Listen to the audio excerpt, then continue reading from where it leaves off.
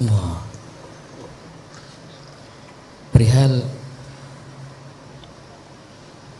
bagaimana kita bisa mendapatkan kelezatan dalam ibadah kita, terutama dalam salawat kepada Nabi SAW. Sini dia menyebutkan 2 poin. Yang pertama, kita harus meresapi dan merasakan bahwasanya nikmat kita bisa ibadah itu, contohnya nikmat kita bisa salawat itu sudah nikmat yang luar biasa, nikmat yang sangatlah agung. Allah Ta'ala mengizinkan lisanmu untuk menyebut kekasihnya, Allah izinkan hatimu tergetar untuk mengenang kekasihnya. Dan sungguh kalau seandainya tidak ada ganjaran melainkan hanya izin ini, itu sudah cukup dinamakan ganjaran yang besar. Izin dari Allah Ta'ala untuk engkau beribadah dan menyebutnya. Allah Ta'ala memanggilmu, dan banyak daripada hati sanubari manusia yang Allah Ta'ala usir, tidak izin. Allah Ta'ala tidak memberikan izin kepada mereka untuk memanggilnya ataupun berzikir kepadanya atau bersolat kepada baginda. Tapi Allah Ta'ala memanggilmu dan mengizinkanmu. Padahal Allah Ta'ala mengetahui engkau adalah orang yang banyak maasi, banyak maksiat, banyak kesalahan, banyak kelalaian, tapi tetap Allah Ta'ala memberikanmu izin. Allah Ta'ala ridha memberikanmu kemuliaan yang luar biasa ini, walaupun sekotor-kotornya dirimu.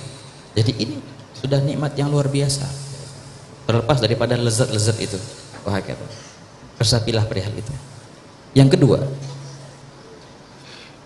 bisa jadi, dan ini memang bisa jadi sekarang engkau beribadah tidak mendapatkan kelezatan dalam ibadah. Bisa jadi tidak adanya lezat dalam ibadah itu lebih manfaat untukmu, bahkan lebih baik untukmu. Kok bisa? Karena begini, ikhwan, ketika seorang beribadah tanpa dia merasakan kelezatan di hatinya, maka kesempatannya untuk bisa ikhlas, tulus kepada Allah lebih besar. Karena benar-benar dia beribadah karena Allah, mencari Allah, bukan karena kelezatan. Kesempatannya buat ikhlas lebih besar. Tapi kalau seandainya Allah Ta'ala berikan dia kelezatan dalam ibadah itu, sebenarnya dia lebih capek lagi. Selain dia beribadah, dia harus mujahadah, menyadarkan dirinya, aku ini menyembah Allah loh, bukan karena kelezatan ini. Perlu mujahadah lagi dia ketika ada lezat itu. Ibadah untuk Allah, bukan untuk kelezatan ini. Tapi ketika nggak ada lezat, nggak ada mujahadah itu, engkau yakin engkau hanya menyembah Allah karena Allah, bukan karena ibadah itu. Cukup bagiku Allah telah mengizinkanku untuk bersimpuh di hadapan pintu karunia-Nya. Itu sudah luar biasa, nikmat yang luar biasa. Terlepas adanya lezat atau tidak, bersimpuhnya aku di depan pintu karunia-Nya itu sudah nikmat yang luar biasa. Ketika engkau meresapi, merenungi bahwasanya ialah Allah Ta'ala yang patut untuk aku sembah, maka engkau beribadah kepadanya atas landasan ini, bukan atas landasan mencari kelezatan itu. Ikhwani, ayo kita sadar, kita ini hamba Allah loh, bukannya orang yang digaji oleh Allah Ta'ala, bukannya pegawai.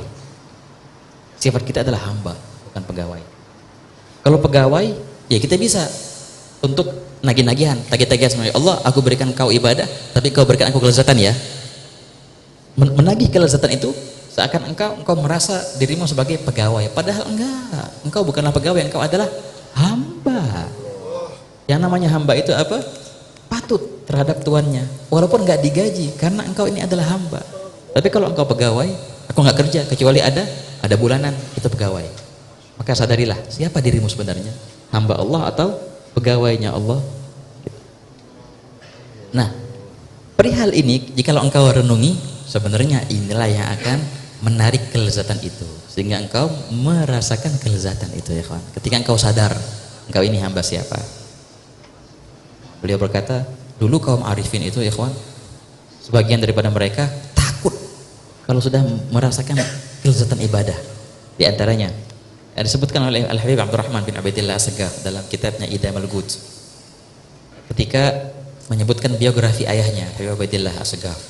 Katanya ayahnya itu bila mana Qiyamul Lail, merasakan kelezatan dalam Qiyamul Lail, Kalau seandainya beliau merasakan kelezatan dalam Qiyamul Lail, pagi-paginya itu beliau nangis, nangis, nangis dan nangis. Kenapa? Ngeri, ngeri. Kelezatan itu adalah ganjaran untuk Qiyamul Lailnya dan nggak ada ganjaran lagi untuk di akhirat nanti. Ngerinya kayak gitu. Ngeri. Kelezatan itu akan menjadi penghalang untuk mendapatkan karunia Allah yang lebih besar.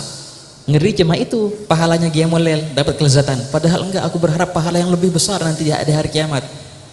Ketika beliau mendapatkan kelezatan, beliau malah takut dan malah nangis. Nah, gitu ya. Jadi intinya apa? Ibadah terus. Sadarilah dirimu itu adalah hamba Allah.